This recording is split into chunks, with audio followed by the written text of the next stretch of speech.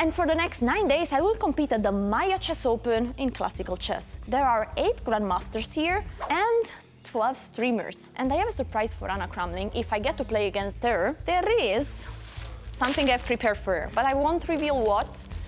It's a gift, but I will try to get one of these gifts for me. And in order to do this, I have something very exciting, because for the first time, my GM boyfriend is joining me and he will cook some very delicious prep. Mwah. Meanwhile, today I'm not sure what I will cook up because we don't know the opponent yet. Pairings are only going out 1 hour before the game. You guys have to like this video to make sure Alessia doesn't get an underrated kid, and then I will make sure Alessia is prepared for her first round. a few moments later. So I'm actually playing an underrated kid. She's 13 years old and I played her yesterday in the Blitz tournament and she beat me. So, coach, what do we do today? It's okay, it's all right. We didn't have too much information.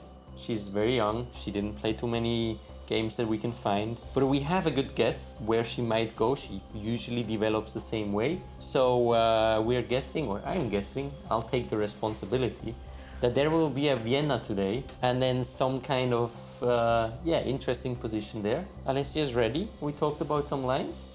Hey, wish me good luck. Thank you for your prep, and I'll see you after the game. So, I am back to my room, and guess what? The opening was d4, knight f6, c4, e6, knight f3, d5, and knight c3. This is the Vienna game. You might know the Vienna just after e4, e5, knight here, this, and f4, because Gotham Chess made it popular. But this is also called Vienna game when black is taking the pawn on c4. My idea is that I'm gaining a pawn for a bit, because obviously white is going to play with either with e3 or with e4, and then take this pawn back. e4 is a mess, and as Noel didn't have any game of my opponent, but he guessed that she would play the line with e3 because he saw a few games of her and she never goes for critical lines. And e4 is a huge mess, because here after bishop b4, white has 2 options. One, to sacrifice this pawn, and even to sacrifice another pawn after bishop takes c4, knight here, castle. This line is completely crazy. And here, if I'm taking the second pawn, it's very risky, because white is going to play just rook b1. And this position, you see the evaluation bar is already +1. So it's going to be very tough to castle, and if I castle, my king is going to be in huge danger with those 2 bishops. So this is a critical line, but what she went for is the move e3.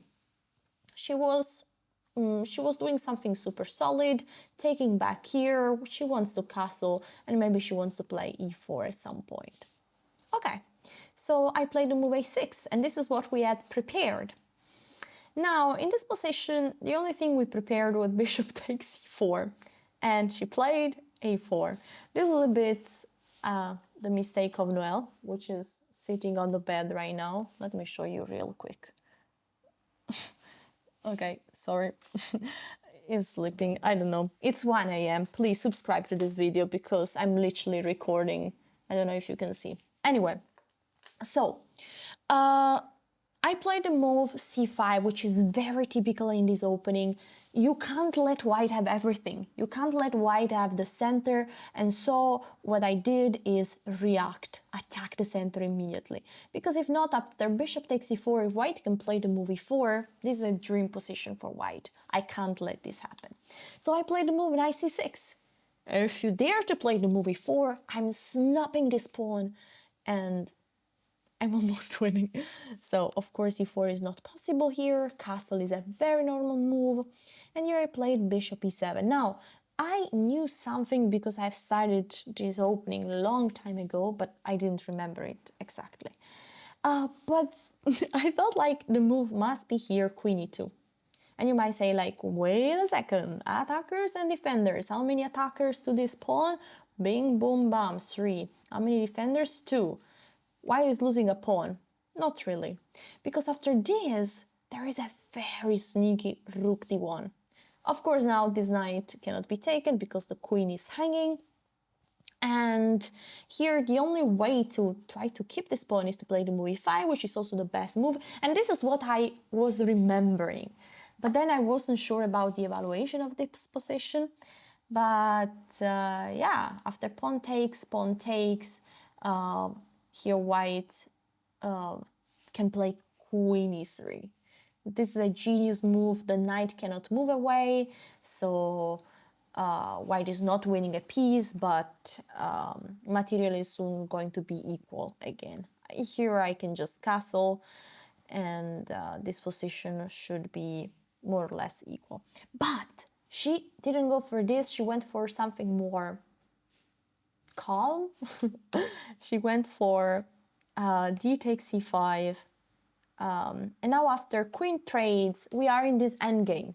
Now, I knew that we could have an endgame, and I'm here the title player. No, I have 200 rating points, more or less 200 rating points more than her, and I want to win. But if I try too hard to win with the black pieces, I might end up to lose. So my strategy was just to go and play good moves. And if I get in an endgame that seems basically symmetrical, no, we have the same amount of pieces, the same amount of pawns. For many of you, this would look like a draw, and also for me. But hey, I no, nothing. So my idea was to take example from Magnus Carlsen. I don't want to spoil you the video. So, and to try to play good moves. Yeah, that was the plan. So, h3, this is a very smart move. It seems like, oh, she doesn't know what to play, but actually she has a plan in mind. Because here, if you play the move e4, my knight is jumping on g4, attacking this pawn.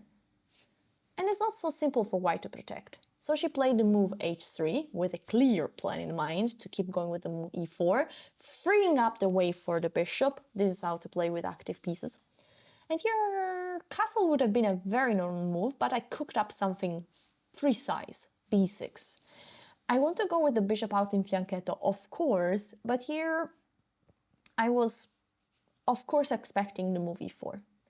And I had something ready. And I want to explain the fact that there is the move on a4, which is weakening the queen side for white. And so I played with the move knight a5, intermezzo.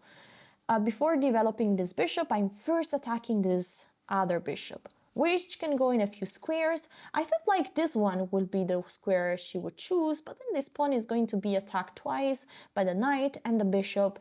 And again, the only thing that white can do is to push this pawn, and after knight e7, this knight cannot be moved. This bishop, where can this bishop go? So I thought I would have a very promising position, also with the idea that maybe one day I could either take here and then win a pawn, or at some point if, for example, bishop here, I could think about bishop b4 or knight c6 again. I really was looking forward to this position, but she played bishop d3, which I thought was not a good move because I can play knight b3 and take this bishop. And guys, I love having the bishop pair. What does it mean? I'm giving this fork, the rook has to move, and I'm taking here. And after rook takes, I have those two little cute bishops, and she doesn't have it. So I know that if I get an open position, if I can open up the files, I have very good chances to win, even if the engine is saying is equal. But here I played the move castle, which is a small inaccuracy. Why? Because the only idea, why did she take with this rook? It feels very weird. This rook can go to an open file. This is a general chess principle. Bring your rook to the open files. But her idea is to play the move b4 after the castle. And I understood this, but I didn't do anything to stop it. Instead, here, Mr. Stockfish likes a lot the move a5. Just stopping it. Usually, I don't like to push pawns because they create some weaknesses. For example, now the knight can jump here, but remember, weaknesses are just those that can be exploited. So I needed to force myself to be concrete and to say like, is it actually a weakness? Because if the knight goes here, I can simply castle. There is a fork threatened, right? Bing. You saw that, of course. So, but I can just castle, and there is nothing, just nothing. So yeah, this could have been very cool because then this rook feels a bit weird. But yeah, I played castle, allowing the move before, had to go back, and now I started to feel a bit like I have the bishop here, but I'm running out of space. So at the first moment, I was thinking I would play the move knight d5 here. But then I thought like, okay, after this, I have the bishop here, but this knight on d4 is so strong. And can I really move my bishops around? Like even if I go here with the, well, if I go here, there is rook c7. So I felt like this position no goodie for me, and engine says no goodie for me. So I decided to go with the knight on d7, which is a little bit passive, but it has some ideas. For example, one day I might play the move a5 and then be able to go with the knight on c5, or I might be able to play the move b5 and go with the knight on b6. So this knight might have a future. And also, this knight is having a very good purpose, because by attacking this pawn, I'm avoiding this knight to start to be very annoying. Okay, so what did she play here? She played bishop e4, of course, still putting pressure on my rook. I have two squares, b8 or a7. I was thinking if I should play this move, rook a7, because I'm basically stopping forever the idea of rook c7. But then I went for the move rook b8 because I saw something very concrete, and I saw that after I want to play the move a5 in order to give this square to my knight. And if my rook is on a7, after a5 there might be always knight b5. Instead, with the rook on b8, this doesn't work. Okay, I don't know if you heard this noise. I think our neighbors are destroying their hotel room. Anyway, she played the move, so I played rook b8, and now I saw some very fun tactics, like the video if you like to watch these recaps. And if you like tactics, so knight e4. The knight is coming here to say hello to my rook, to my bishop, and I can take this pawn. It seems like, okay, the knight is taking a pawn and also controlling the square. But here there is the move f4. And after this, it seems like, oh my gosh, that's a fork. But I have rook b7. And it seems like, hey, but isn't there a discovery check here? Sorry, a discovery attack or something? But there is nothing, because if the knight takes here, I take with the rook. So I was really looking forward to this tactic, because my opponent is a very tactical player. She destroyed me yesterday in the blitz game. She played bishop c6. And here, I finally played the move a5. I want to give a bit of space. I need hair. My pieces are so backwards. Okay, so she took here, I took there, and now, of course, the rook is protected by the knight, which is not a small detail. And now she played the move bishop b5. She doesn't want to trade pieces. She has more space. So she says, no trades. You need to find a way to bring your pieces out. And here, I made a mistake. So this move is bad, and I saw it as soon as I played, because there is the move bishop c5. And now suddenly this pawn is hanging, and this rook is also challenged. So I can't move my knight to protect this pawn, because my rook would be hanging. Actually, there is the move knight b6 that I saw during the game. This was my plan. Why should be just a little bit better? But after knight d4, I really thought this position is really annoying for me. Anyway, she took here on f6. I took back with the knight, And now she went with the knight on d4, which is basically the same idea. I think somehow she was hoping for the move e5 because there is bishop c4 check and I lose the rook. But yeah, I did my puzzle rush, and so I played bishop a3, attacking the rook. You may say, like, why this move? And basically, I want to play bishop c5 because you see this pawn? Maybe at some point I could sacrifice my bishop. I was looking to some combination, for example, this bishop here. I like to play first bishop a3 so that the rook is no longer looking at the bishop. That's nice. So, for example, if the knight is moving somewhere, this is a stupid move, but there is bishop takes. And after this, boom. And then I take also here, and I'm completely winning. So this was my little sweet idea. She went with bishop c4, which is a mistake. Finally, I had seen this, and I immediately reacted with the move rook b4. It's brilliant, this move. It's the only move that doesn't lose, and doesn't just not lose, it's also bringing me in the advantage for the first time in this game. Subscribe if you haven't done it yet, and you will also get lots of brilliant moves. So, the point here is that there is a rook under attack. Okay, wait a second. Let me explain what is the idea of my opponent, because she has a good idea. There is a rook under attack. She didn't move it because she says, okay, there is this rook hanging as well. And if I'm taking here, she takes here, protecting the rook, and then this pawn is still hanging. I'm in danger here. But rook b4, amazing. My rook is now protected by the pawn and by the bishop. And the bishop is still attacking here, plus I'm attacking this bishop. If the rook is trading the attacker of the bishop, I'm taking here. And now the rook is still under attack, and the bishop is no longer, but the knight is under attack. And here I'm just winning material.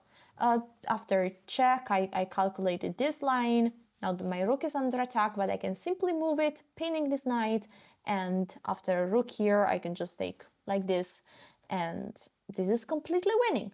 But here she found the only move that doesn't lose instantly, and this knight a2.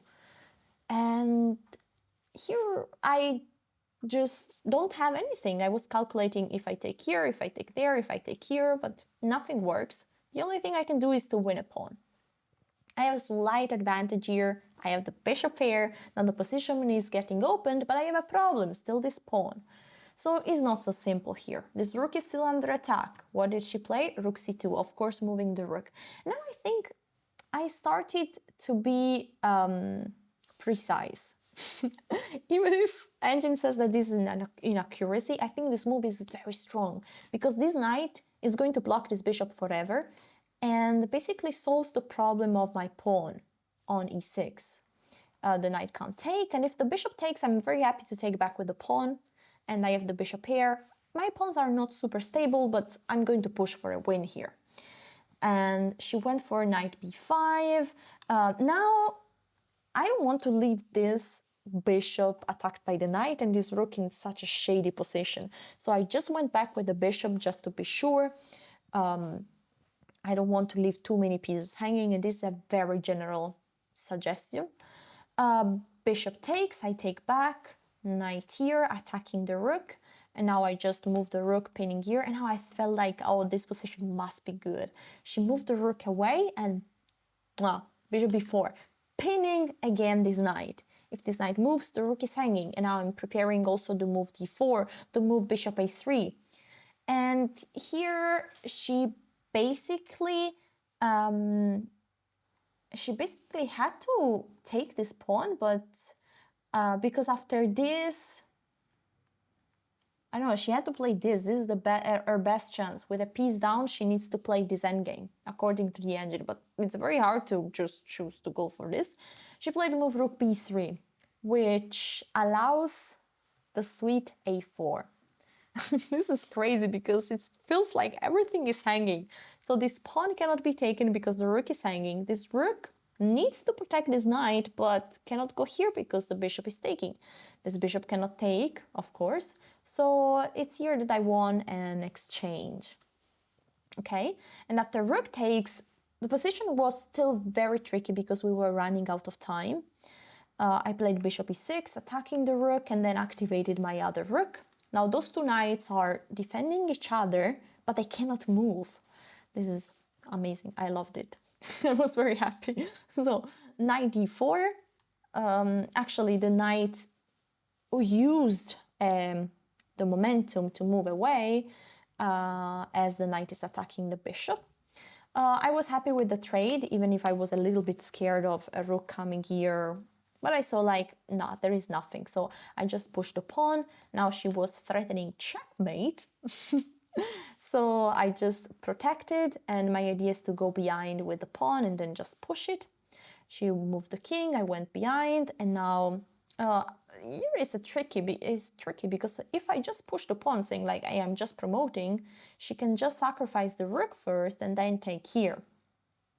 So I have to move the rook, she's attacking it again, I move the rook again, and she's now threatening the fork. She's always going for every single trick until the very end. And now I played just rook here, attacking the knight one more time. If the knight just moves to any square, I'm just pushing here and I'm winning the game. She went here because after I'm pushing, she wants maybe to try to stop the pawn like this. But here I think I was very precise because I played rook d5. Now the knight cannot move because I'm just trading and then promoting. Well, but it's also the only move that she can play. If not, I'm just pushing this pawn.